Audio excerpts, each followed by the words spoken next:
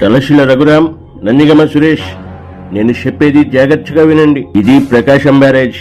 ఈ ప్రకాశం బ్యారేజ్ దగ్గరికి మీరు చాలా పెద్ద పెద్ద ఇసుక బోట్లు వదలండి.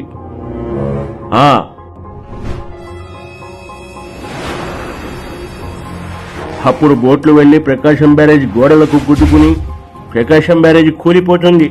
అప్పుడు ప్రకాశం బ్యారేజ్ కింద ఉన్న జనాలందరూ చచ్చిపోతారు, సముద్రంలోకి కొట్టుకుపోతారు.